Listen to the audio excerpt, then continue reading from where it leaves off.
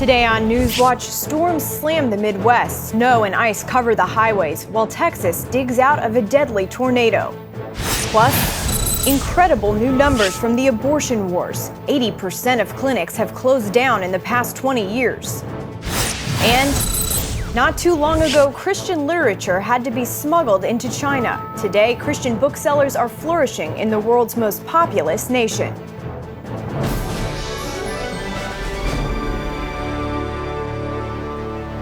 Thanks for joining us for CBN NewsWatch. I'm Caitlin Burke. A deadly storm system has killed at least 43 people in 7 states, and it's not over yet. The massive front stretches from New Mexico to Michigan and is moving eastward. Heather Sells has the story.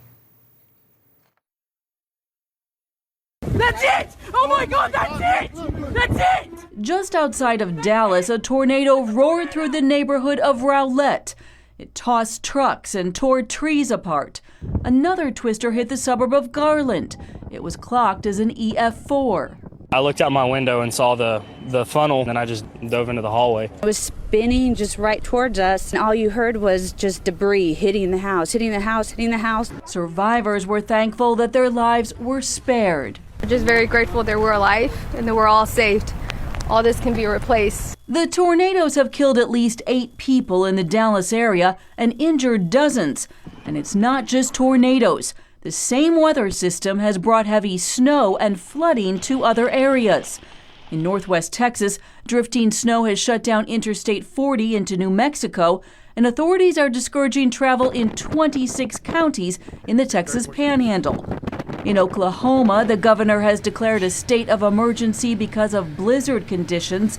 There's also an ice storm warning out west with 2 to 4 inches of sleet and snow expected by late Monday. Eastern Oklahoma is under a flood warning, and flooding in Missouri has already killed several and led to a state of emergency there as well. The severe weather has affected busy holiday air travel. Airlines have canceled more than 1,000 flights and delayed more than 4,000. The winter storm will continue to disrupt travel for days. It is expected to advance to Chicago today and hit the Northeast tomorrow. Heather Sells, CBN News. CBN's Operation Blessing is responding to the catastrophic events in Texas. Advanced teams are arriving throughout the day to begin coordinating with local churches and emergency management teams. We'll be updating their progress on cbnnews.com. Iraqi forces have taken a key government complex away from ISIS in the city of Ramadi. On Sunday, the Iraqi military drove Islamic State fighters from the building in the heart of the city. Some Iraqi military leaders are saying the battle for Ramadi is over, but the head of military operations in Anbar province says ISIS still has control of parts of the city.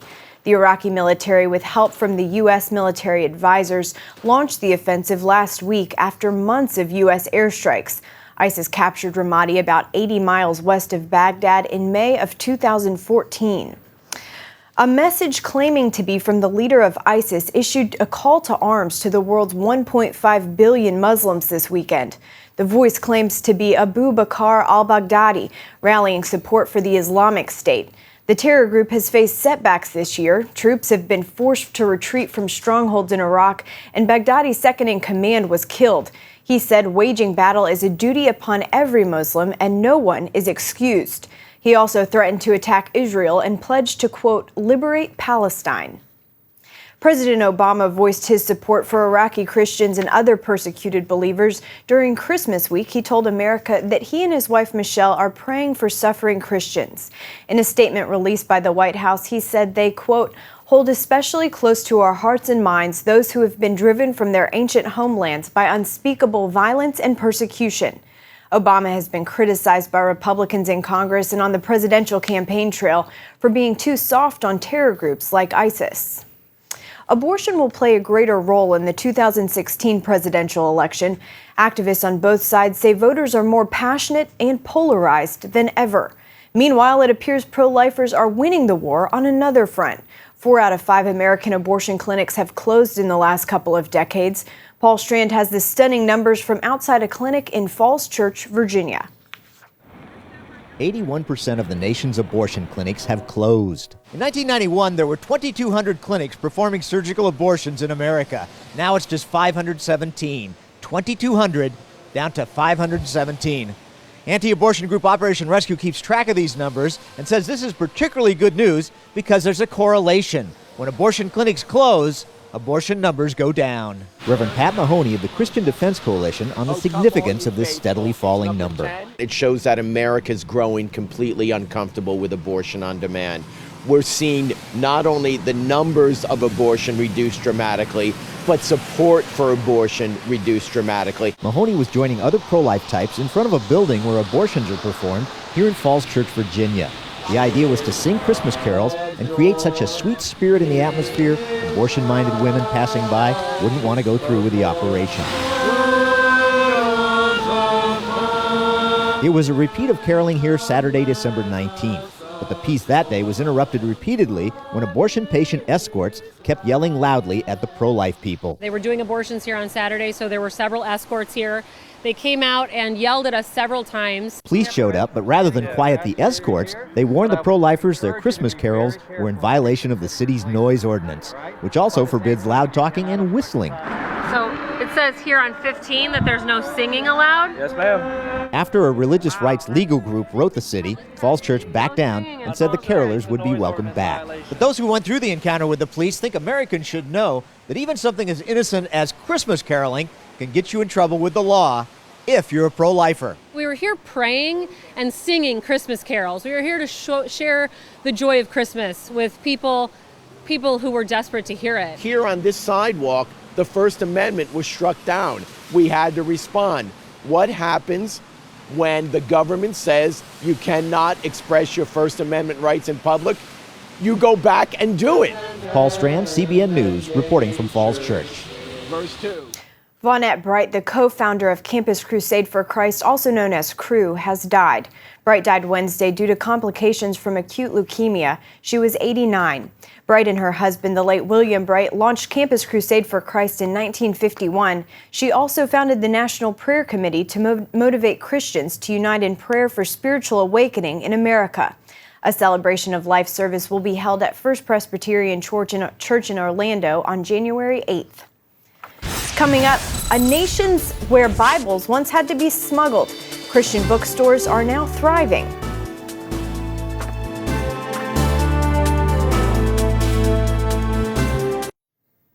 More than 16,000 young Christians from 88 countries are gathering together this week to consider a call to missions.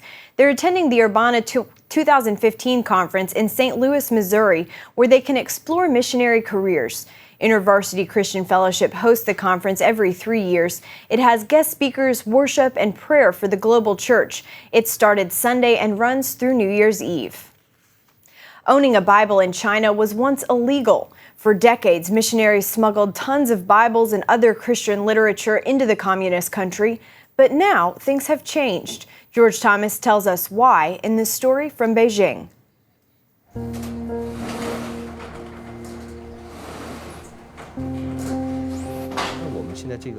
This is a budding industry, just like the first light of dawn. In the world's most populous nation, there is still a lot of darkness here that is suppressing the light. Technically still communist and officially atheist, we have seen God open the doors, and He wants us to be a light. Comes the story of a mission to reach China's masses with God's word. God wants us to be like the light of dawn, and as that light grows brighter, the darkness will recede. Joseph Tui is a pioneer of sorts. In 2004, he opened one of China's first legally registered Christian bookstores. Life was very difficult when we first started. The bookstore was practically sustained with money from many secret brothers and sisters in the Lord. Tui says Christian books were scarce and anyone caught with a Bible went to prison. Still, missionaries smuggled Bibles and other Christian literature into the country, putting themselves at great risk. Christians used to come to my bookstore in those early days, asking all kinds of questions like, do you have this book? Do you have that book? Do you have books written by these authors, that author? After hearing several no's, they would say, what kind of bookstore is this? Government attitudes began to shift about 15 years ago when authorities noticed how many Chinese people were turning to Christ. This led to less restrictions on publishing companies. It also gave birth to a small industry of which Xu Qixing was excited to join. In 2002, he opened the first Christian bookstore in Shanghai, called Stairs to Heaven. When we opened, we only had one book in each section of the shelves, altogether 50 books, each on the shelf with a gift product on either side. We would feel so happy when one book was sold out. That same year, Chen Xiaoping opened her shop called Jehovah Nissi in the port city of Xiamen. We knew bookstores could be a very good platform to reach people, better than many other places because you get to know people's spiritual needs. Yue Gang also sensed a spiritual opening. He started small in the basement of his house and then in 2002 opened what is officially the first Christian bookstore in Beijing called Stream Bookstore. We got the name from Psalm 1, which says, if a tree is planted by the water, its leaf does not wither. Our bookstore is like a tree, which can only grow with God's watering and care.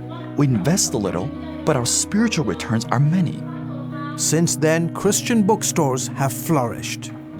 There are about 250 licensed Christian bookstores today operating in China, but many of them quickly realized that in order to survive and thrive, they had to change technologically. My mother would ask me, you've been losing money since you started the company. What the heck are you doing? But I knew I had to do it, despite the financial risks. In 2008, Wang Shaipei started the first online Christian bookstore in China.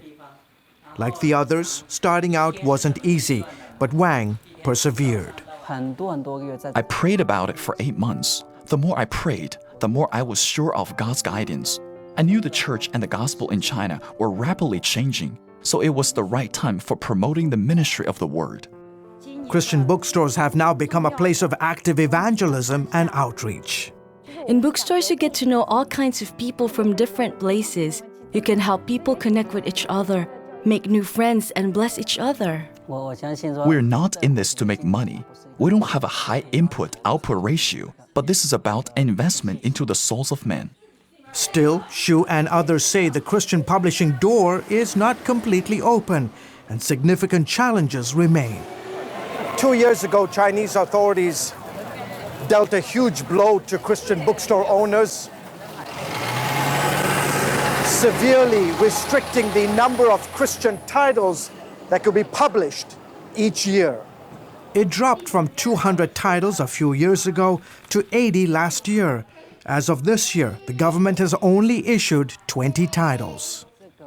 The government is worried that giving us more publishing titles could greatly increase the number of Christians and could somehow impact social stability of our country. However, I think the authorities know that the growth of Christianity actually makes our society better, and eventually they will change their attitudes. Despite these challenges, Wang and others press on, knowing God is moving in China.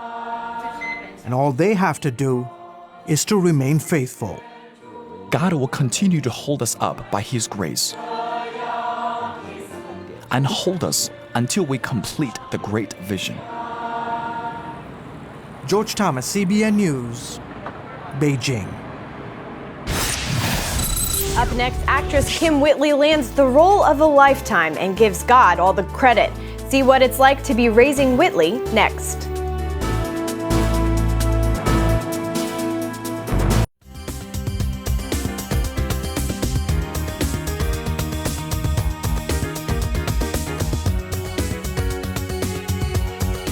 Welcome back to CBN NewsWatch. She's an actress and a comedian who has appeared in numerous movies and TV shows. But Kym Whitley says her proudest role is one only God could have prepared her to handle. And she hopes her life will inspire others to do more to help what Jesus called the least of these. Ephraim Graham shows how the actress became a mother in only 1 hour.